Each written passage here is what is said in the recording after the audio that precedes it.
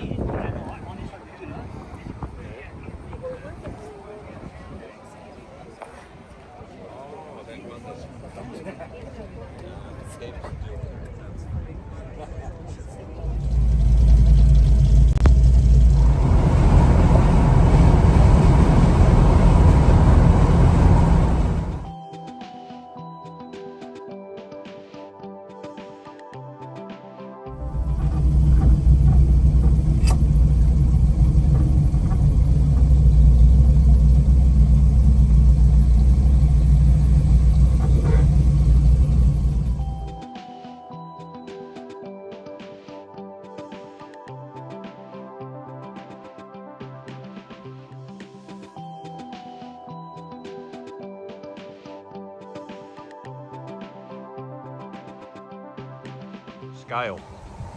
Scale. How many football fields is that? Yeah. It's half a baseball diamond.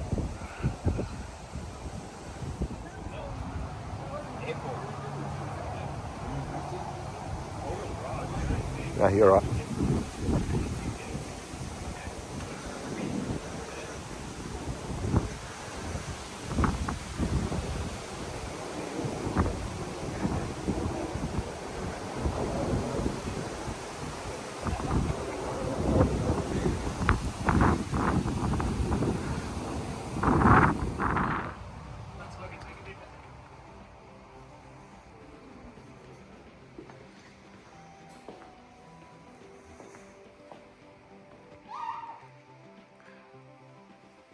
So for context, obviously if you're not from Perth, you wouldn't realise that Jimmy Dean's was actually I don't know, like a burger joint that closed quite a few years ago. And so what Tony did was bought all the chairs and everything and all the memorabilia and basically made Jimmy Dean's.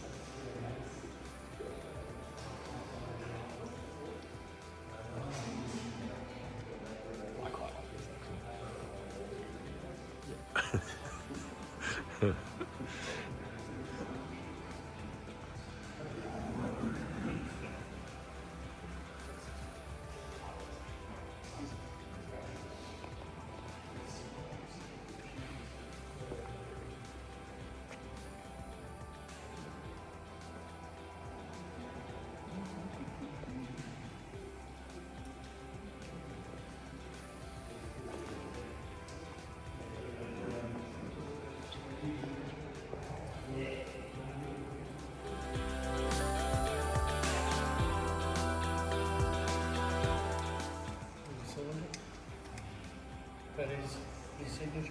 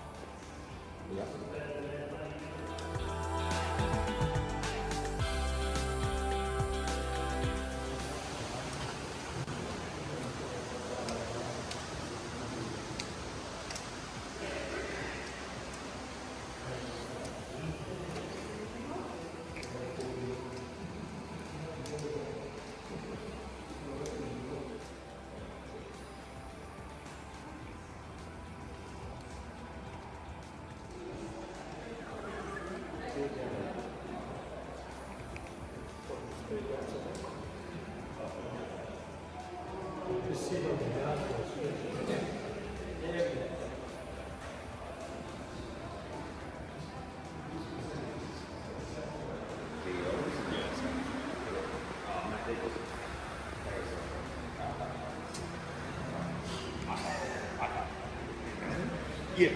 Yeah.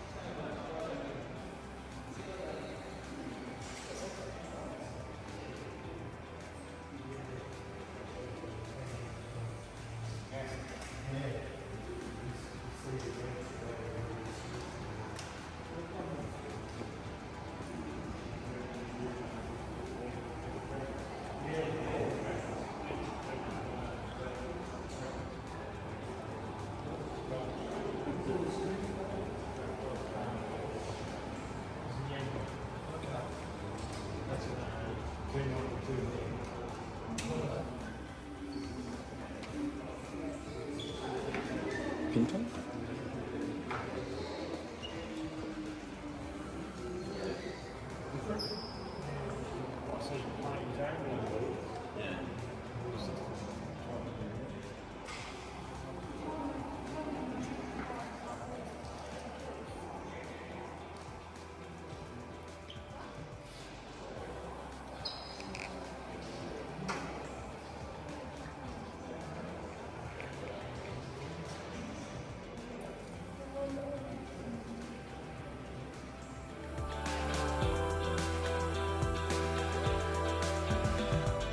So this car here,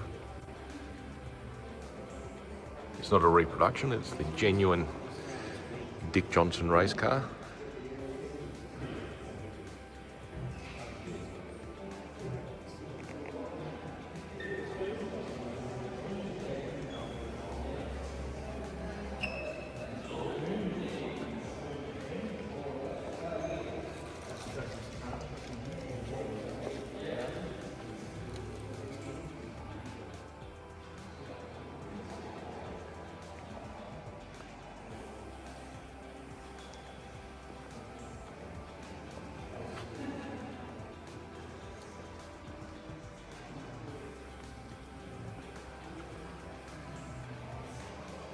That one's got real vehicles.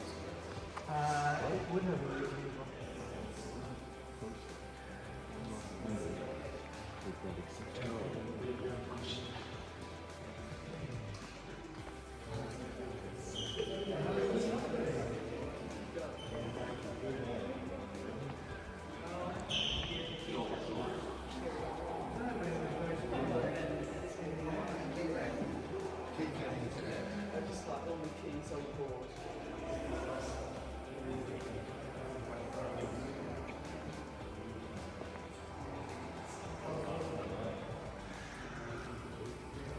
once again, for a little bit of context, if you don't live in Perth, you may not be aware of the history of this car.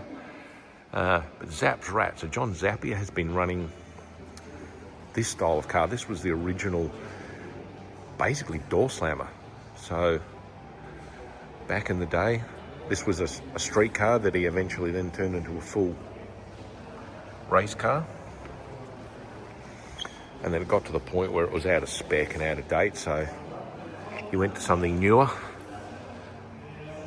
But yeah, a lot of history in this car. Let's see if we can get inside a bit.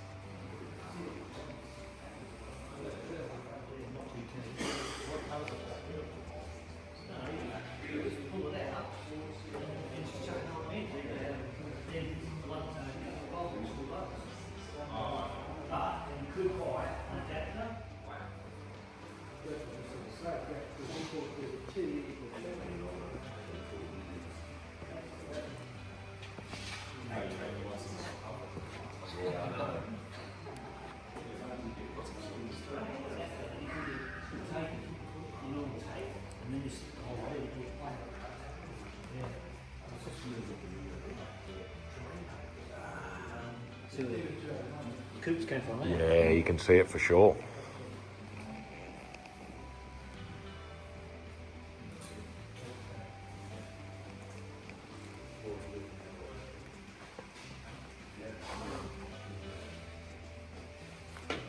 Pretty nice, isn't it? Yeah, killer, isn't it?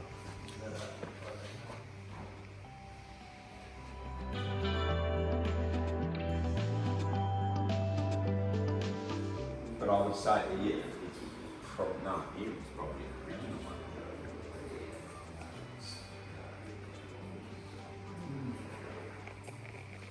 Depending on what it is, not you know, there's one, well, there's one box before in Birthday House, old guy was there every Friday night, and he's got he's been on for 3 years.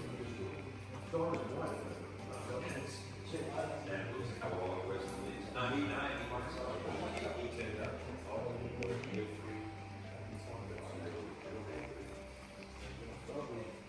And you know, so and that's US. In the US.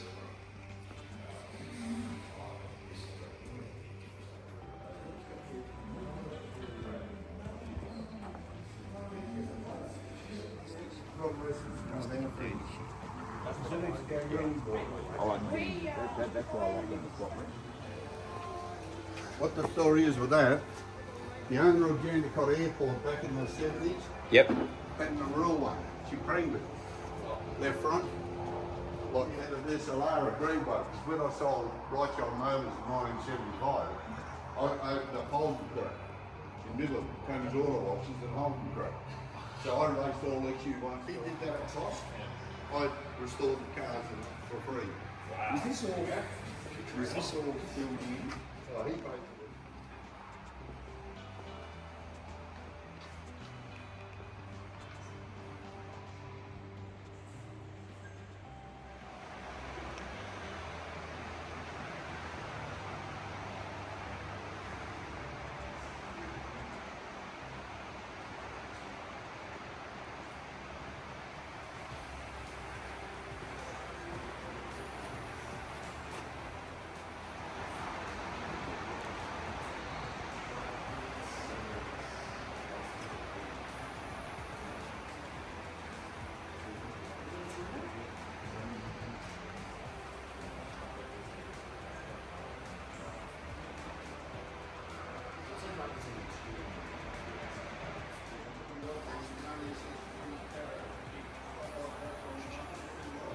My thinking was I wanted something similar to 67 Carl. Yes, yeah, I did like that because I remember the X talking about things like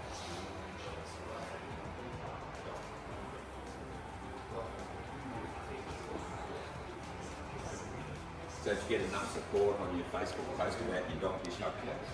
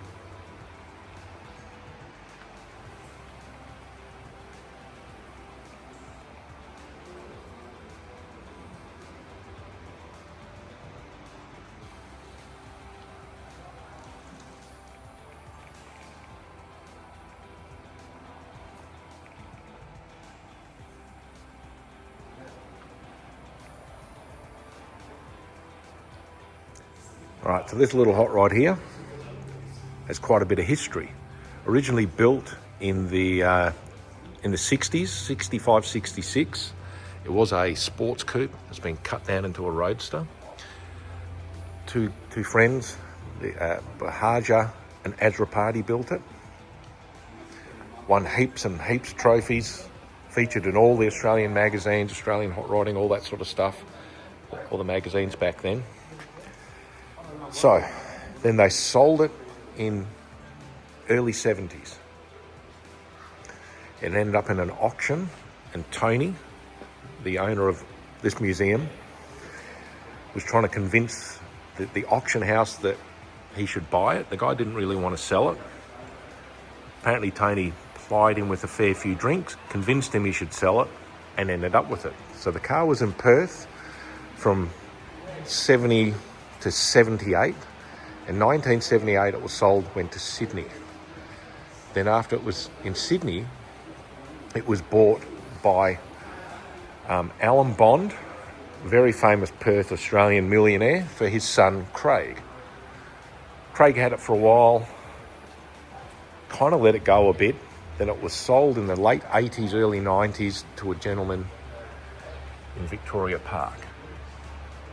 He had it for a while, did a few bits and pieces, sort of started to get it going, then decided in early 2001 or 2, it was too much work for him, he couldn't afford it, so he sold it. He sold it to me. So in around about 2001 or 2, so around about 2001 or 2, I bought the car. It wasn't metallic and the interior was a mess, but we started to restore it. So we got the dash all repaired. I pulled the motor and down. We repolished all the heads. We got the radiator sorted.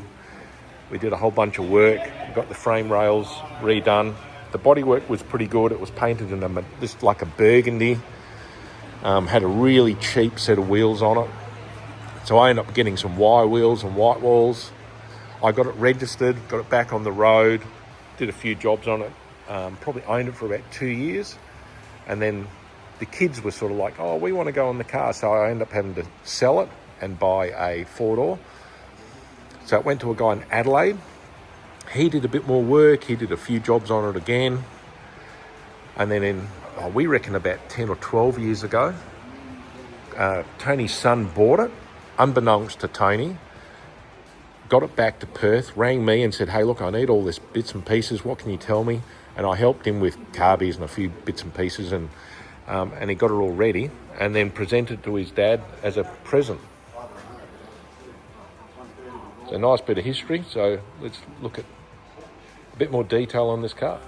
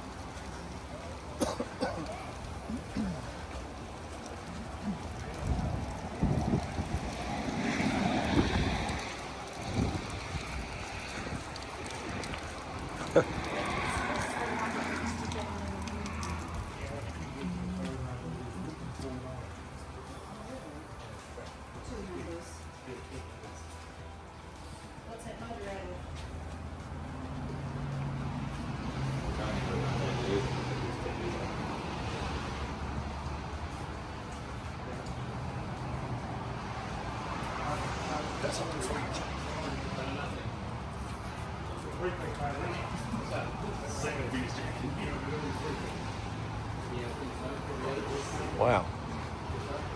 There's tons of stuff we didn't know we needed.